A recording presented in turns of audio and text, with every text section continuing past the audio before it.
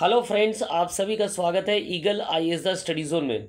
साथियों, modern world history में आज हम लोग मुसोलिनी के उदय को लेकर के डिस्कशन करेंगे। मुसोलिनी का उदय किस प्रकार हुआ। मुसोलिनी पूर्व में एक समाजवादी थे, लेकिन बाद में चल करके वो एक फासिस्टवादी में जो बदलाव आया वो किस प्रकार हुआ, उसको लेकर के डिस्कशन करेंगे। एवं मुसोलिनी का जैसे ही उदय होता है, सरकार में जैसे ही वो स्थान पाता है, उसने किस प्रकार सत्ता को हथिया लिया और पूर्ण रूप से सत्ता का फासिस्टकरण या फांसीवादी जो फासिस्ट तंत्र है लागू किया, उसको लेकर के क्या करेंगे आज हम लोग डिस्कशन करेंगे। तो चलिए प्रारंभ करते हैं। तो आज का जो मूल विषय है लेक्चर का वो है मुसोलिनी का उदय या मुसोलिनी के द्वारा सरकार का जो स्थापना करना, ये जो है मूल विषय है। चलिए आगे बढ़ते हैं। सबसे पहले देखेंगे कि मुसोलिनी का जो पूर्व इतिहास था वो क्या कुछ था। कहा जाता है कि मुसोलिनी एक सोशलिस्ट थे, वो सोशलिस्ट की तरह ही व्यवहार करता था। पूर्व की बात हो रही है, अर्थात फासिस्ट बनने से पूर्व।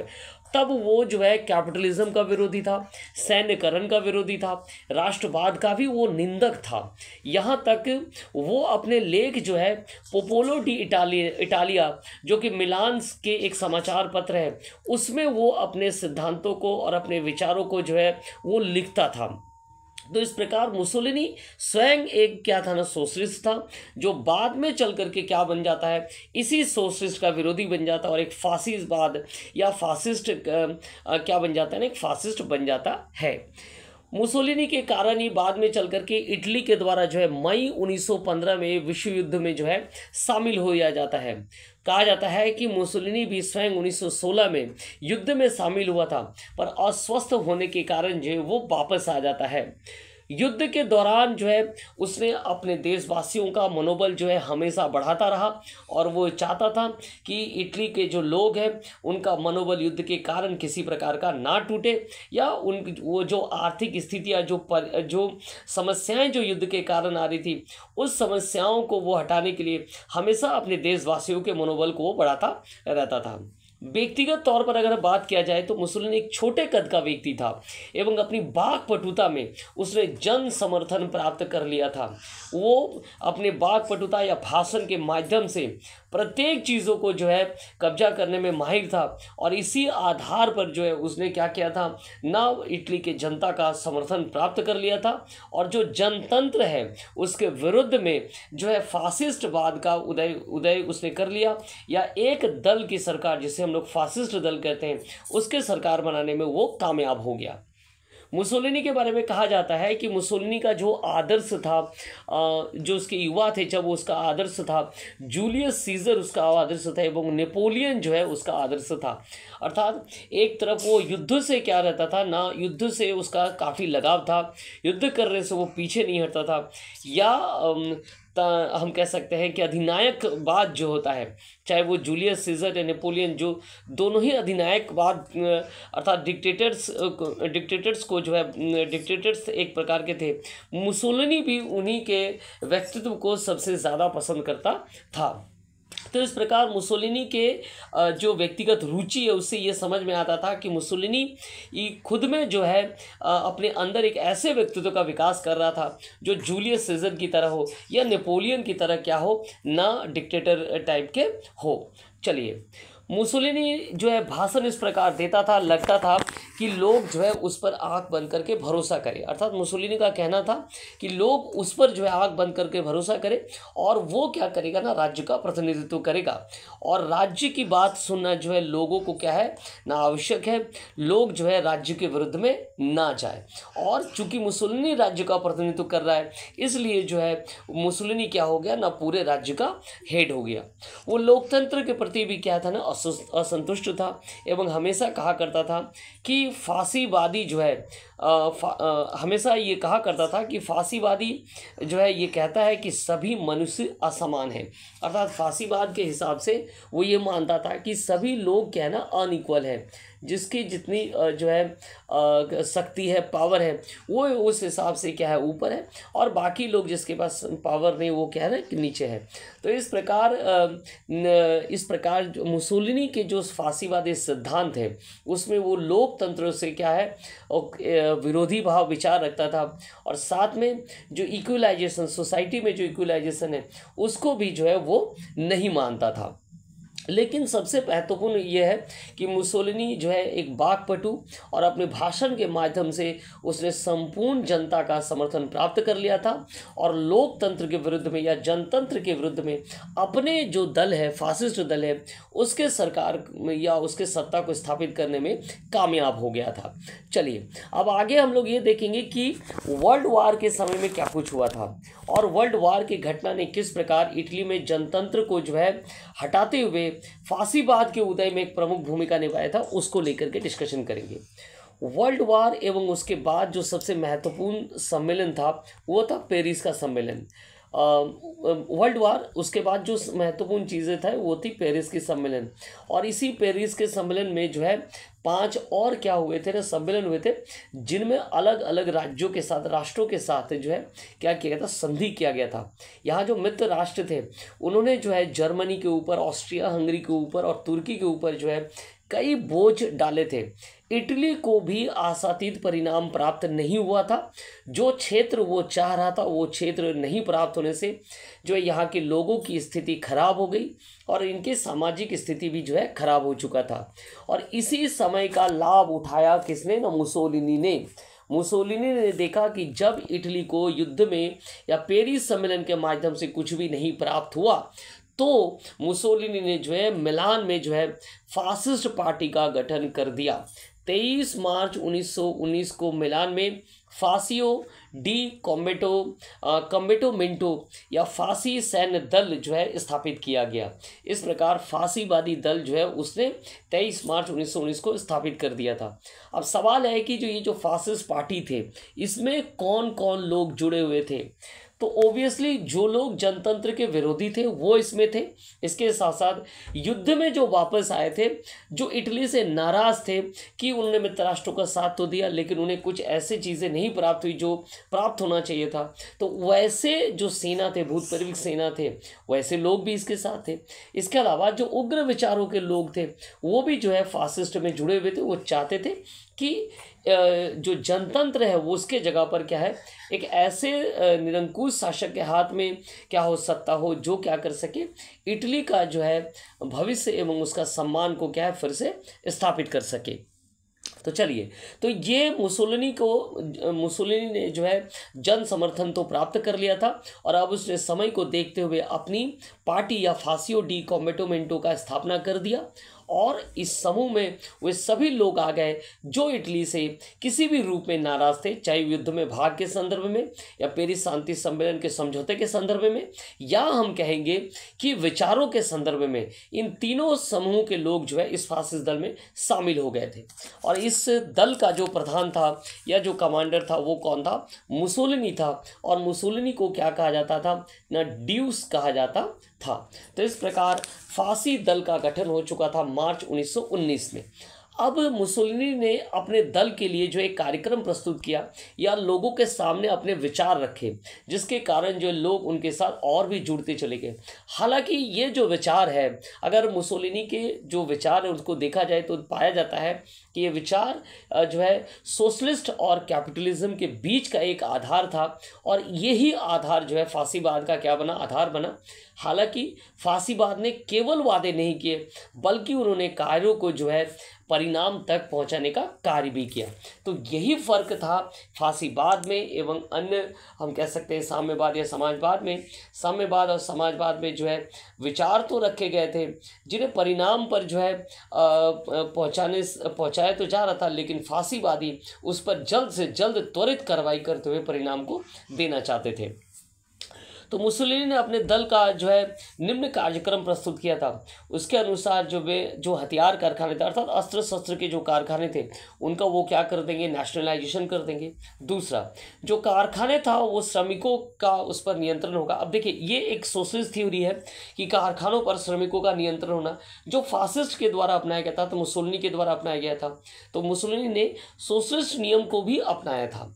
कार्य के 8 घंटों का पूरा किया जाना, यह भी एक नियम है जो कि सोशलिस्ट से जुड़ा हुआ है। युद्ध काल में पूंजीपति के कमाए गए 80% को जब्त कर लेना अर्थात पूंजीवाद के संपत्तियों को जब्त करना, यह भी एक सोशलिस्ट की ही विचारधारा थी कि जो कैपिटलिज्म है उनके जो संपत्ति उसको क्या करना है, उससे ज़्यादा से ज़्यादा कब्जा कर लेना है। इसके अलावा नए संविधान का निर्माण करना एवं संविधान सभा का निर्माण करना और वयस्क मताधिकार के आधार पर जो है वोट देने को स्वीकार करना, ये भी जो है मुसोलिनी के कार्यक्रम में था।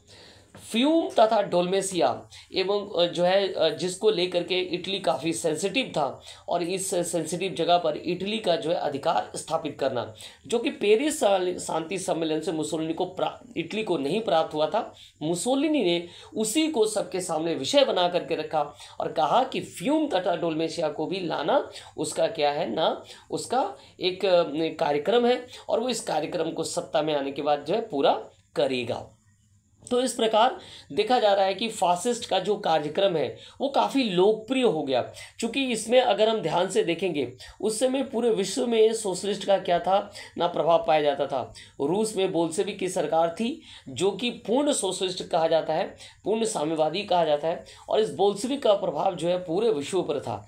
तो इटली के जो सोशलिस्ट थे वो नाराज ना हो जाए या उनको अपनी ओर करने के लिए उन्होंने इस कार्यक्रम के से क्या किया ना, सोशलिस्ट थ्योरी को भी रखा और साथ में इसमें कुछ नया जोड़ दिया अर्थात वो चीज़ें जो शायद जनतंत्रवाद के द्वारा ना किया गया हो, सोशलिस्टों के द्वारा ना किया गया हो, उसे जो है मुसोलिनी के द्वारा करने का वादा किया गया।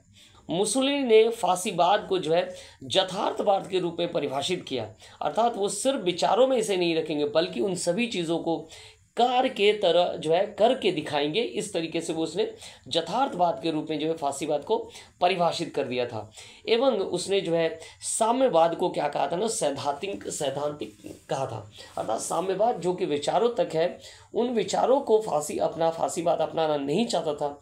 फासीवाद यथार्थ को अपनाना चाहते थे जिसके कारण कोई चीज़ चलता रहे। तो ये फ़र्क जो है मुसोलिनी के द्वारा किया गया था।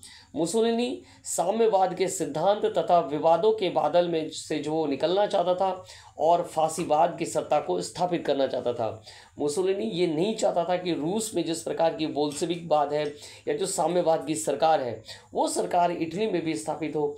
तो उसने क्या किया ना, फासीवाद के सिद्धांत दिए और इस सिद्धांत में उसने साम्यवाद को नकारा। अब सवाल ये कि फासीवाद के उद्देश्य क्या थे।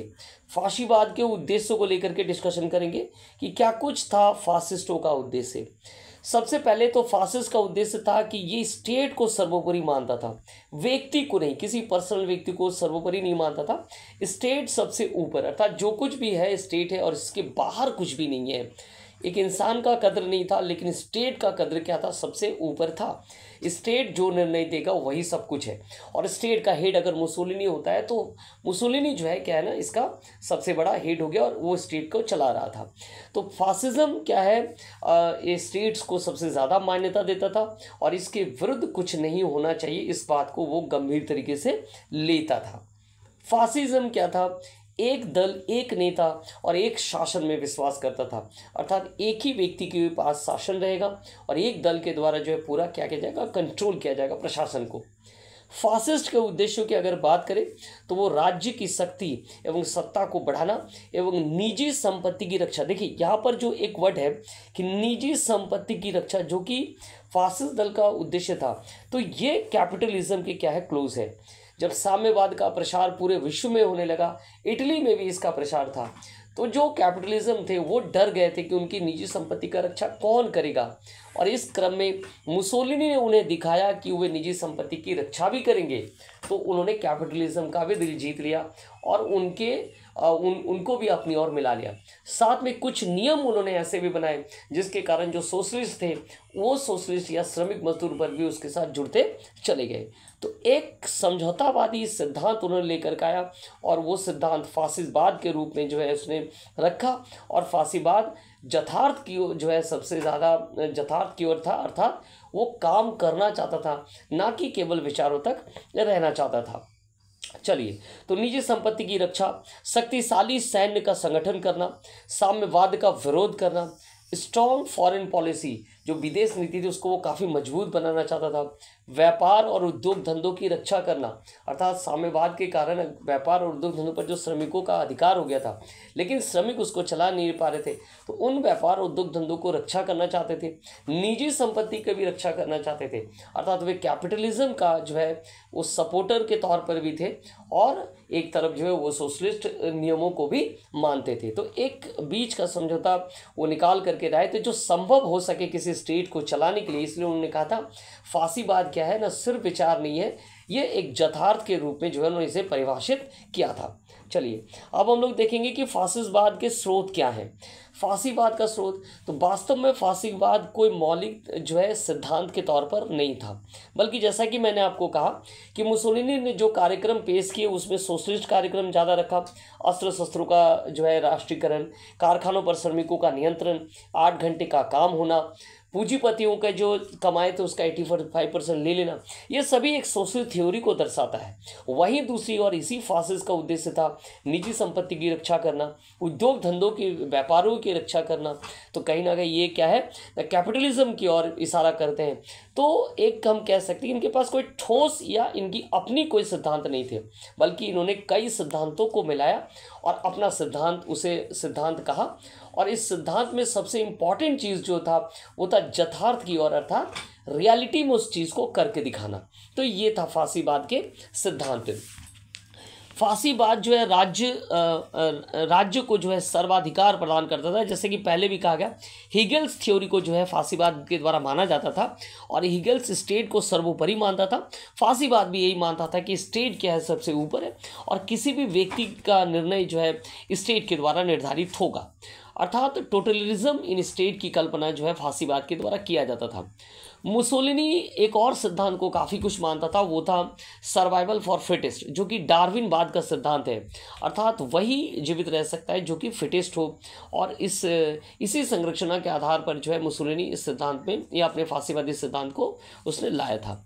उसने परंपरावादी जो सिद्धांत थे उससे क्या थे ना, वे इसके अलावा जो है वे परंपरावादी भी थे और यही कारण है वे उग्र राष्ट्रवाद का उन्होंने निर्माण किया था। राष्ट्र को लेकर के उन्होंने क्या है परंपरा को जो है अधिक स्थान दिया, इसके कारण उग्र राष्ट्रवाद जो है फासीवाद में देखने को मिला।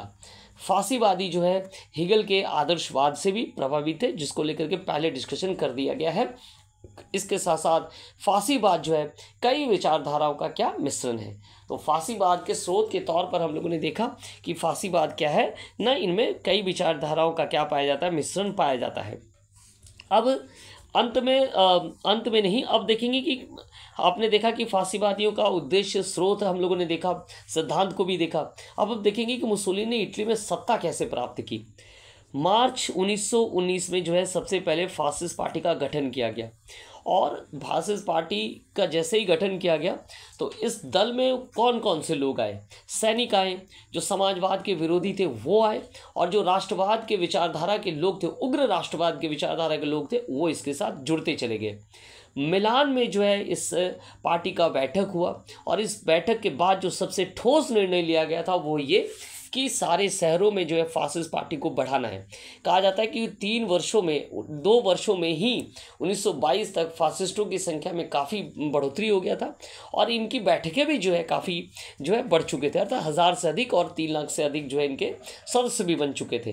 तो अल्प समय में मुसोलिनी के द्वारा जो है अपने फासिस्ट लोगों को अधिक से अधिक जो है समर्थन प्राप्त करना, लोगों को जोड़ देना, ये भी अपने आप में एक बहुत बड़ा जो है कह सकते हैं कि मुसोलिनी का क्षमता था।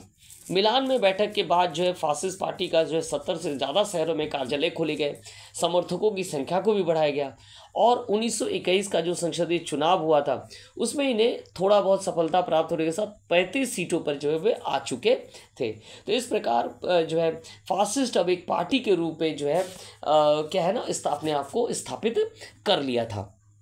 चलिए नेक्स्ट जो है फासिस्टों का जो नेक्स्ट था वो था प्रशासनिक परिवर्तन जो है धीरे धीरे किया गया और इसके लिए सबसे महत्वपूर्ण चीज़ था कि वो मंत्रिमंडल का निर्माण करे।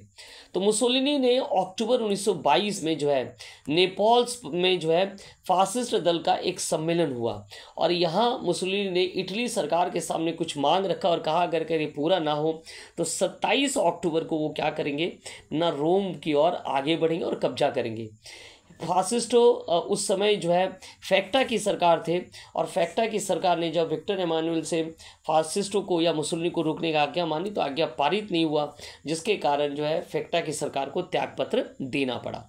29 अक्टूबर को जो है विक्टर एमोनियल थर्ड ने मुसोलिनी को मंत्रिमंडल बनाने का निमंत्रण दिया, चूंकि वो जान चुका था कि मुसोलिनी को अब किसी भी प्रकार के दबाना संभव नहीं है, चूंकि मुसोलिनी के सामने एक जन समूह पड़ा हुआ है और इससे जो है राजा को घाटा हो सकता है। तो उसने क्या किया, फैक्टा की सरकार जब जैसे ही फैक्टा की सरकार ने इस्तीफा दिया उसने मुसोलिनी को भी निमंत्रण दे दिया। तो इस प्रकार 30 अक्टूबर को जो है मुसोलिनी ने मंत्रिमंडल में शपथ लिया और इस नए मंत्रिमंडल में कहा जाता है कि 4 मंत्री और 9 जो है उपमंत्री थे जो कि फासिस्ट दल से जुड़े हुए थे एवं शेष पार्टी के और भी लोग थे। अब मुसोलिनी जैसे ही मंत्रिमंडल का निर्माण कर लिया उसने 1 वर्ष के अंदर में जो है संपूर्ण शासन को अपने हाथों में लेना प्रारंभ कर दिया, या कह सकते हैं कि रोम की जो समस्त शक्तियां थी उसने प्राप्त कर लिया था। इटली के शासन व्यवस्था का उसने फासिस्टीकरण करना प्रारंभ कर दिया था। उसने राष्ट्रीय सेना का निर्माण किया जिसमें फासिस्ट नवयुवकों को उसमें जोड़ दिया। इससे जो नवयुवक थे वो फासिस्ट सरकार से क्या थे, खुश थे, क्योंकि उन्हें रोजगार भी मिल रहा था और वे फासिस्ट जो है मुसोलिनी को काफ़ी मानने लगे थे। इसके साथ साथ प्रशासनिक परिवर्तन भी किए गए। मुसोलिनी ने जो है अपने प्रशासन को 3 भागों में बांटा। एक तो मिनिस्ट्री जो कि कैबिनेट के प्रकार का था, गठन किया गया। दूसरा जो था वो था ground council of fascist party, ये फासिस्ट दल की जो है समिति थी एवं मुसोलिनी इसका क्या था, हेड था। इसमें 25 व्यक्ति का एक सदस्य भी था। तो इस प्रकार ग्राउंड काउंसिल ऑफ जो है फासिस्ट पार्टी गठन किया गया और पार्लियामेंट का भी गठन किया गया, जिसमें जो प्रथम सदन था उसे सीनेट कहा जाता था और इसके सदस्यों की नियुक्ति मुसोलिनी के द्वारा किया जाता था और इसकी सदस्यता आजीवन थी। दूसरा जो था वो था चैम्बर ऑफ डेपुटीज था, जिसके सदस्यों की नियुक्ति जो है मंत्रिमंडल एवं ग्राउंड काउंसिल ऑफ जो फासिस्ट पार्टी है उसके द्वारा किया जाता था। तो इस प्रकार मुसोलिनी के आने के बाद जो प्रशासनिक परिवर्तन किए गए, 3 तरीके की व्यवस्था की गई, ministry, cabinet, ground council of fascist party और साथ में पार्लियामेंट जिसमें चैम्बर ऑफ डेपुटीज भी आता है। इटली की समस्त जनता ने मुसोलिनी को भी अपना समर्थन दे दिया था और अब तक जो है इटली की समस्त जनता ने जो है क्या किया ना, मुसोलिनी को भी अपना नेता मान चुका था और मुसोलिनी अब सर्वोपरि स्थिति में था। नवंबर 1923 तक जो है मुसोलिनी ने एक और कानून में बदलाव लाया। उसने निर्वाचन कानून पास करवा लिया और 1924 के इलेक्शन में देखा गया कि फासिस्ट पार्टी को 65% का क्या हुआ, मत प्राप्त हुआ और लोकसभा में बहुमत प्राप्त हो गया। तो चुनाव कानून को बदल दिया गया और इस कानून के बदलने से जो है फासिस्ट पार्टी क्या है लोकसभा में एक बहुमत बन करके उभर करके आए। नवंबर 1925 तक जो है इस काम को और आगे बढ़ाया गया और जितने भी गैर फासिस्ट दल के मंत्री थे उसे त्यागपत्र कराकर उन सभी में फासिस्ट पार्टियों के मंत्रियों की नियुक्ति कर दी गई। तो इस प्रकार 1-2 वर्षों के अंदर ही मुसोलिनी ने बिना रक्त को बहाए हुए जो है संपूर्ण सत्ता अपने हाथों में कर लिया और जितने भी गैर फासिस्ट या फासिस्ट विरोधी विचारधारा के लोग थे उन सबको हटा दिया गया, साम्यवाद से जुड़े हुए लोगों को हटवा दिए गए और फिर हटा करके अपने फासिस्ट से जुड़े हुए करीबी लोगों को जो है उसने क्या किया ना, अधिकारी या शासन के तौर पर जो है स्थापित कर दिया था। तो इस प्रकार मुसोलिनी जोर शोर से जो है अपने फासिस्टवाद को लेकर के वो आगे बढ़ रहा था। मुसोलिनी ने 1925 और 26 में दो और नए कानून बनाए और इस कानून ने मुसोलिनी को और भी शक्तिशाली बना दिया।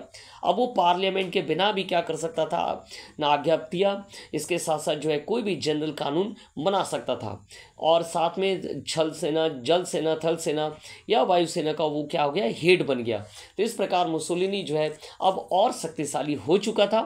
नगरों में जो है निर्वाचित नगरपालिकाओं के स्थान पर जो है केंद्र सरकार के द्वारा नियुक्त पोडेस्टा नाम के अधिकारियों की नियुक्ति की गई। इस प्रकार नगर का कंट्रोल भी जो है वो कहाँ है ना, सेंटर के द्वारा किया जाने लगा और जो अधिकारियों को स्थानीय शासन का कार्य जो है पोडेस्टा अधिकारियों को शासन का कार्य सौंपा गया। रोम, नेपल्स और मिलान के लिए जो है गवर्नर नियुक्त किए गए और विशेष आयुक्त भी नियुक्त कर दिए गए। साथ में न्यायालय में जो जूरी की प्रथा थी उसे समाप्त कर दिया गया और विशेष न्यायालय की भी व्यवस्था कर दी गई। तो इस प्रकार संपूर्णतः जो है प्रशासनिक परिवर्तन कर दिया गया मुसोलिनी के द्वारा और सारे लोग जो कि सेंटर से अटैच थे उन अधिकारियों के माध्यम से जो है संचालित किया गया, शासन को संचालित किया गया। 1926 तक कहा जाता है कि मुसोलिनी ने अपने सभी विरोधी दल का अंत कर दिया था। समाचार पत्रों पर जो कठोर व्यवस्था भी अपनाया गया था। गुप्त पुलिस ओवेरा की स्थापना की गई थी जो फासिस्ट दल में विरोध में किए जाने वाले सभी कार्यों के ऊपर कार्रवाई करता था। यहाँ तक कि एजुकेशन को भी उसने कंट्रोल कर लिया था। विद्यालय में छात्रों को यह रटाया जाता था कि मुसोलिनी सदा ठीक ही करता है। तो इस प्रकार जो है स्कूल जो विद्यालय है उसमें भी मुसोलिनी को लेकर के जो है चर्चाएं करना प्रारंभ कर दिया गया था। चुनाव प्रक्रिया में भी मुसोलिनी के द्वारा बाद में परिवर्तन किया गया। 1928 में नया कानून बनाया गया और इस कानून के अनुसार जो चैम्बर ऑफ डेप्यूटीज है उसके सदस्यों का चुनाव भी जो है फासिस्ट महापरिषद के द्वारा 400 नाम के आधार पर होगा और जनता को करना क्या था, केवल हाँ या ना लिखना था, अर्थात समर्थन या समर्थन नहीं देना लिखना था। तो इस प्रकार आप समझ लीजिए कि लोकतंत्र को पूर्ण रूप से समाप्त करते हुए फासिस्ट ने संपूर्ण प्रशासन पर कब्जा कर लिया था। अब सिर्फ लोगों को समर्थन देना या विपक्ष में जो है अपना समर्थन देना, दो में से एक चीज ही करना था और लोकतंत्र समाप्त करते हुए फासिस्ट जो है संपूर्ण प्रशासन पर कब्जा कर चुका था। तो इस प्रकार आज हम लोगों ने मुसोलिनी के उदय, मुसोलिनी का जो फासिस्टवाद है उसको लेकर के डिस्कशन किया और मुसोलिनी ने किस प्रकार सत्ता में आते के साथ जो परिवर्तन के प्रशासनिक उसको लेकर के डिस्कशन किया। आगे जा करके मुसोलिनी के विभिन्न प्रकार की नीतियाँ, विदेश नीति, गृह नीति, उनको लेकर के डिस्कशन करेंगे और इस लेक्चर को क्या करेंगे, समाप्त करेंगे। तो बहुत बहुत धन्यवाद आप सभी का हमारे साथ जुड़ने के लिए।